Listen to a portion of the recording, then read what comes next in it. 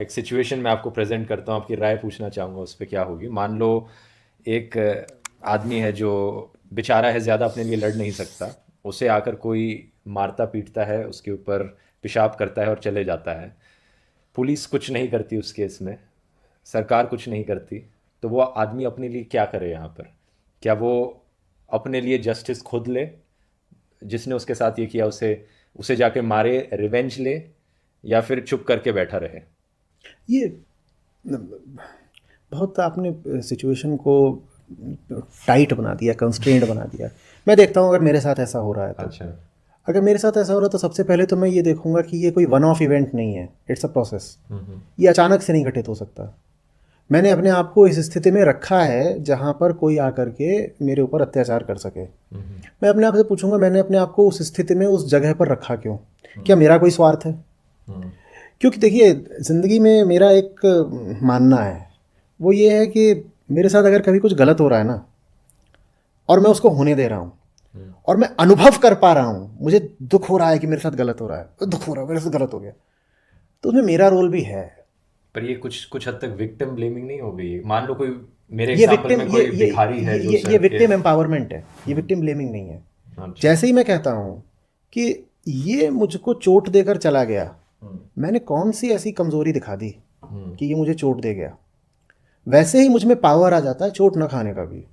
क्योंकि अगर चोट खाने में कहीं ना कहीं मेरी चॉइस इन्वॉल्व थी, तो उसी चॉइस को पलट करके मैं चोट न खाने का भी फैसला कर सकता हूँ। देखिए, सालों तक इस देश में और पूरी दुनिया में भी इतने तरीके के एक्सप्लॉयटेशन, अत्याचार चले हैं। वो इसीलिए चले ना क्योंकि लोगों को लग गया कि ये चीज़ तो इरिवर्सिबल है, अनस्टॉपेबल है, इनवायलेबल है। हम इसमें कर क्या सकते हैं साहब, ये तो हमारी किस्मत है, हमारी नियति है, ये तो होना ही था। वेदांत कहता है नहीं, कुछ भी नहीं होना था। तुम्हारे साथ जो कुछ हुआ, एक्सटर्नली तो कुछ भी हो सकता है। अभी हम बैठे हैं ऊपर से सर पे ये गिर जाए, ये हो सकता है। फिजिकल इवेंट्स को लेके, रैंडम इवेंट्स को लेके वेदांत नहीं कहता कि वो भी तुम्हारी चॉइस से हुए हैं। इंटरनल इवेंट्स को लेके कहता है, इंटरनल इवेंट्स, तुम जो भी एक्सपीरियंसेस कर रहे हो उसमें तुम्हारी चॉइस इन्वॉल्व है। And if choice is involve, then you should say I can reverse this choice, I can improve this choice. मैं ऐसी जगह हूं क्यों जहां मुझे दुख झेलना पड़ता है? निश्चित रूप से मैं कोई बार्गेन कर रहा हूं, कहीं ना कहीं मेरा उसमें कोई स्वार्थ है, इसीलिए मैं उस जगह पर रुका हुआ हूं। एक घर है जहां पर किसी का बहुत शोषण हो रहा है, वो कोई भी हो सकता है। वो आज से 2 शताब्दी पहले कोई स्लेव हो सकता है, वो किसी बहुत पिछड़ी हुई जगह पर कोई हाउसवाइफ हो सकती है, कोई भी हो सकता है, उसका बहुत शोषण हो रहा है। मैं पूछता हूं तुम वहां हो क्यों? वो कहेंगे मैं और जाऊं कहां? मैं कहूंगा बाहर जाने में डर क्या है? बोले खाना नहीं मिलेगा। यही तो लालच है ना। रोटी के खातिर तुम अपना शोषण करवा रहे हो। तुम जीने का मोह ही त्याग दो। तुमको अगर चोट खाना बुरा लग रहा है तो तुम कहो नहीं खाऊंगा चोट, प्राण दे दूंगा, चोट नहीं खाऊंगा, यहां नहीं रहूंगा तेरे सामने। पर एक भिखारी मान लो जो सड़क के साइड में लेटा हुआ है, उसकी खुद की क्या पहली बात, गलती वो है? जो भिखारी है उसको सड़क की साइड लेटना पड़ रहा है, वो देश ऐसा है, देश मानो जगह ऐसी है। दूसरी बात, ऐसे तो होगा नहीं कि कोई बहुत अच्छी जगह है जहां पर लोग ऐसे हों कि आकर के टक्कर भी मारे और फिर थप्पड़ भी मारे। ये सब कुछ हवाओं में होता है, तब जाकर के सड़क पर होता है। आप कह रहे हो तो सिस्टम ऐसा है, एनवायरनमेंट ऐसी है। Now you're getting it. तो सिस्टम एनवायरनमेंट पहले से ऐसा है ना, हाँ, जिसकी वजह से तुम्हारे साथ आज ये स्पेसिफिक इवेंट हुआ। इवेंट स्पेसिफिक है, जो एनवायरनमेंट है वो तो पहले से ऐसा है। You have to be alert against such an environment and you have to be an activist, a crusader against such an environment. तो आप बोल रहे हो कि वो भिखारी इस केस में अब सिस्टम के खिलाफ, आप अगर उस सिस्टम में मौजूद हो और उस सिस्टम का आप विरोध नहीं कर रहे थे, तो अब आप कितनी शिकायत कर सकते हो कि सिस्टम आके आपको खा गया? वो सिस्टम 10 साल से वैसा ही है, आप 10 साल से उसी सिस्टम में हो। ठीक है, भिखारी के केस में तो हमें लगता है कि बेचारा कर ही क्या सकता है। एक साधारण आदमी की बात कर लो कि साधारण लोग भी सड़क पे थप्पड़ खाते हैं, जरूरी नहीं हो भिखारी ही हो। एक साधारण स्कूटी वाला था, उसको फॉर्च्यूनर वाले ने टक्कर मारी और फिर थप्पड़ मार दिया। वो स्कूटी वाला 20 साल से उसी सिस्टम में है ना। बहुत संभावना है कि वो जो सरकार है उसको स्कूटी वाले नहीं वोट दिया हो, क्योंकि ज्यादा स्कूटी वाले होते हैं, फॉर्च्यूनर वाले तो कम ही होते हैं। ठीक, वो सरकार उसी स्कूटी वाले ने बनवाई है और उसी सरकार ने ऐसा माहौल बना दिया जिसमें फॉर्च्यूनर वाले आकर के स्कूटी वालों को थप्पड़ मार रहे हैं। तो स्कूटी वाला अपने आप से पूछेगा ना, मैं 20 साल से कर क्या रहा था? जो तू 20 साल से कर रहा था वही चीज आज मैनिफेस्ट होकर के तेरे सामने तेरे थप्पड़ के रूप में आई है। लेकिन ऐसे केसेस में लोग पूछेंगे कि ये देखकर कि तो हमारे हाथ में पावर जो है वो क्या सिर्फ वोटिंग की पावर है? वो क्योंकि मेरे पास तो 2-3 ही ऑप्शंस हैं और मैं किसी को भी वोट दे लूं, ये सिस्टम बदलना नहीं है। आपके पास 2-3 ऑप्शंस इसलिए हैं क्योंकि आपने अपने बाकी ऑप्शंस का गला घोंट दिया है। स्कूटी वाला बहुत कुछ कर सकता है, स्कूटी वाला पूरा पॉलिटिकल सिस्टम बदल सकता है, स्कूटी वाला समाज सुधार का कार्यक्रम चला सकता है, पर वो नहीं चलाएगा। क्यों कहेगा मेरा जो छोटा सा घोंसला है जिसमें मेरी बीवी है, 2 बच्चे हैं, वही सब कुछ है, मुझे क्या पड़ी है सोसाइटी को और पॉलिटिक्स को रिफॉर्म करने की। तू मत कर रिफॉर्म और सड़क पे फॉर्च्यूनर वालों से थप्पड़ खा। यही आम आदमी का तर्क होता है ना। तो कहता मैं क्या कर सकता हूं, मैं क्या, तू सब कुछ कर सकता है अगर तू अपने ये जो पेटी कंसर्न्स हैं, जो तेरे क्षुद्र स्वार्थ हैं, तू उनको साइड रख दे बस, फिर देख तू क्या नहीं कर सकता। मैं कह रहा हूं जरूरी नहीं कि तू जो कर सकता हो सफल ही हो जाए, पर तूने प्रयास भी करा क्या? सफलता मिलती हो ना मिलती हो, तूने तो कभी प्रयास भी नहीं करा ना। तू बस अपनी स्कूटी लेके फिर रहा है और अब सड़क पे पिट रहा है और फिर कह रहा है मैं तो विक्टिम हूं। तुझे आज पता चल रहा है कि सड़क पे फॉर्च्यूनर वाले ठोकते हैं लोगों को? 20 साल से नहीं देख रहा था क्या? तब तूने क्या करा?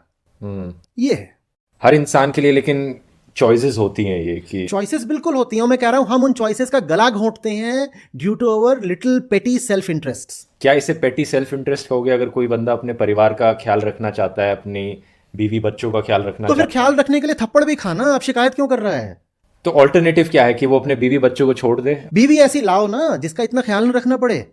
ऐसी बीवी क्यों लाते हो जिसका ख्याल तुम्हें रखना पड़े? वो भी एक एडल्ट है, इंसान है, तुम्हारी स्पीशीज की है, तुम्हारी उम्र की है। ऐसा क्यों हो रहा है कि तुम्हें उसका ख्याल रखना पड़ रहा है तो इतना उसका ज्यादा? खर्चा ही नहीं चलेगा, जब वो पैसे नहीं होंगे उसके पास, वो घर नहीं बीवी चला ऐसी पाएगा। क्यों ला रहे हो जिसका खर्चा तुम्हें चलाना पड़ता है? मैं बताता हूँ क्यों ला बच्चों रहे का हो। क्या फिर? सुनो तो सही ना, बीवी वैसी क्यों लेके आए हो? क्योंकि वो कंट्रोलेबल होती है, इसलिए सड़क पे थप्पड़ खाया है। क्योंकि घर में कंट्रोलेबल बीवी चाहिए जिसको तुम थप्पड़ मार सको। नहीं तो इतने सारे कंस्ट्रेंट्स लाइफ में आ कहां से जाते? हम खुद अपने ऊपर बहुत सारे कंस्ट्रेंट्स बनाते हैं, फिर वही कंस्ट्रेंट्स जब पलट के हमको डसने आते हैं तब हम रोते हैं कि हम तो विक्टिम हैं। आप विक्टिम हो क्या? आप विक्टिम कैसे बन गए ये बताइए ना। देखिए आज तक दुनिया में मैं आपको मेरी बातें आप लोग सुन रहे हो, मैं आपके चेहरे पे एक डिसबिलीफ देख रहा हूं। आपके जो चैनल के भी लोग होंगे वो कहेंगे इम्प्रैक्टिकल बातें कर रहा है। मुझे तो बोलते हैं ये पागल है, ये पागल। जब कुछ और नहीं बोल सकते तो कहते हैं ये पागल है, ये बिल्कुल इम्प्रैक्टिकल बातें करता है, एकदम विक्षिप्त है। हम आज जहां भी खड़े हैं एज ह्यूमन सिविलाइजेशन, हम वहां इसीलिए खड़े हो पाए हैं। जो भी हमने तरक्की करी है, चाहे भौतिक तौर पर, चाहे मानसिक तौर पर, चाहे आध्यात्मिक तौर पर, हमने इसीलिए करी क्योंकि कुछ लोगों ने कहा था कि there is something much more important than my little petty self interest. उस बात को आप इम्प्रैक्टिकल बोल दोगे तो फिर आपको तो इस माइक को, इस कैमरे को, सारी साइंटिफिक प्रोग्रेस को, सारी मेडिकल प्रोग्रेस को आपको और सारी आध्यात्मिक प्रगति को भी रिफ्यूज करना पड़ेगा। क्या आप इसे भी सेल्फ इंटरेस्ट कहोगे कि अगर कोई अपने परिवार का ख्याल रखना चाहता है? साहब आपको देखना पड़ेगा ना आप हो कौन। आप सबसे पहले एक परिवारी जीव नहीं हो, आप सबसे पहले एक चेतना हो जिसके ऊपर जिम्मेदारी है, जिसका प्रथम कर्तव्य है अपने आप को मुक्ति देना। उस मुक्ति देने की प्रक्रिया में अगर परिवार सहायक होता है तो आप बहुत बड़ा परिवार बनाएं। मैं एक ऐसा इंसान हूं, मैं HIV का रोगी हूं, ठीक? मेरे प्रति पहला दायित्व क्या होगा? अपना इलाज करवा। कभी भी एड्स फूट सकता है, तो उसकी जगह मैं शादी करने चला जाऊं तो आप मुझे क्या बोलोगे? आप मुझे बोलोगे पागल भी और गैर जिम्मेदार भी, है ना? तो दुनिया के ज्यादातर लोग ऐसे ही हैं। हम सिक हैं, हम बीमार हैं, लेकिन अपनी बीमारी का इलाज करने की जगह अपना कुर्मा बढ़ाने में लगे हुए हैं। और फिर जब आप HIV के बंदे हो और आप अपना कुनबा बढ़ाओगे तो वो कुनबा भी कैसा होगा? एक एड्स का पेशेंट है, वो बच्चे पैदा कर रहा है, वो बच्चे भी कैसे होंगे? HIV पॉजिटिव होंगे। तो साहब वही तो है ना, फिर बीमारी ही माँ बाप से बच्चों की में जा रही है, संक्रमण फैल रहा है पीढ़ी दर पीढ़ी, क्योंकि हर बंदे को फैलने में ज्यादा रुचि है, स्वस्थ होने में रुचि नहीं है। थम जाओ, स्वस्थ हो जाओ, उसके बाद मन करे फैलने का तो फैल भी लेना, पहले लेकिन स्वस्थ हो जाओ। वो तुम्हारी पहली जिम्मेदारी है, the first responsibility towards the self. आप कहते हो कि एक्शन लेना चाहिए, बेसिकली जो फंडामेंटल मैसेज मुझे यहाँ पर मिला। तो क्या ये एक्शन रिवेंज के फॉर्म में हो सकता है? मान लो जिस फॉर्च्यूनर वाले ने टक्कर मारी थी, तो मैं उसी को ही जाके मार दूं। जीवन तो खतरनाक बदले के लिए ही जिया जाना चाहिए। जीवन में बदले की आग से बड़ा कुछ होना ही नहीं चाहिए। और आग ऐसी होनी चाहिए कि मैं सिर्फ तुझे नहीं मारूंगा, तूने मेरा बुरा करा है, मैं तेरे जैसे जितने सबको मार दूंगा। तुझे ही नहीं मारूंगा, तेरे जैसे जितने सबको मार दूंगा, और मैं भी तेरे ही जैसा हूं तो मैं खुद को ही मार दूंगा। पर एक्चुअली में आप मारने की बात कर रहे हो या मेटाफोरिकली? आप वही तो आप समझिए ना। हाँ। बुद्ध ने अंगुलीमाल को मार दिया, खत्म हो गया। इससे बड़ा बदला क्या होगा? क्या बड़ा बदला होगा? एक हत्यारा एक भिक्षु बन गया। इसे कहते हैं रिवेंज। ऊपर ऊपर से क्या बदला लेना, मैं तेरा कोर ही मार दूंगा। उसका कोर किसका था? हत्यारे का। उन्होंने उसको भिक्षु बना दिया, ये होता है रिवेंज। उसको ही नहीं बनाया, उसके जैसे जितने थे उन सबको बना दिया। उन्हीं सबको नहीं बनाया, आने वाली समस्त पीढ़ियों के लिए बुद्ध व्यवस्था कर गए कि जितने अंगुलीमालों सब मरेंगे। ये है बुद्ध का रिवेंज। ये गांधी के तरीके से भी काफी सिमिलर आप तो कहोगे और क्या होगा बदला? मैं आपके भीतर जो बैठा हुआ है, जो मुझसे दुश्मनी रखता है, मैं उसको क्यों ना मार दूं? और मेरे भीतर जो बैठा हुआ है, जो आपके भीतर बैठे वाले से बिल्कुल एक जैसा है, अगर वो बचा रह गया तो मैंने आपको कहाँ मारा? अब इसको ऐसे समझो थोड़ा शुद्ध अध्यात्म की भाषा में, आपके भीतर एक बैठा हुआ है जिसको बोलते हैं अज्ञान। वही करता है जुल्म। सारी हिंसा अज्ञान से उठती है, वही जुल्म अत्याचार सबसे वहीं से आता है। तो मुझे अगर आपसे बदला लेना है तो मैं उसको खत्म करूंगा ना जिसने मुझे मारा। मुझे आपके भीतर के अज्ञान ने मारा है, तो मैं बदला लेने का अच्छा बेस्ट तरीका ये है कि आपके अज्ञान को खत्म कर दूं। और वो अज्ञान आपका कोई व्यक्तिगत तो है नहीं, वो अज्ञान पूरी जनता में फैला हुआ है, तो मैं पूरी जनता को खत्म करूंगा। कैसे? जनता का ज्ञान खत्म करके। वही अज्ञान मुझ में भी मौजूद है, तो साहब मुझे अपने आप को भी खत्म करना पड़ेगा। कैसे? अपना ज्ञान खत्म करके। बस वही तरीका है, वही रिवेंज है। और रिवेंज तो जबरदस्त होना चाहिए। और फिजिकल रिवेंज लेकिन सही तरीका है या नहीं? फिजिकल रिवेंज में तो जिसने आपको मारा आप उसके भाई बन गए। अच्छा, क्योंकि आपने उसको भारत रत्न दे दिया, आपने उसको इम्यूलेट कर दिया, आप उसकी वर्शिप करने लग गए।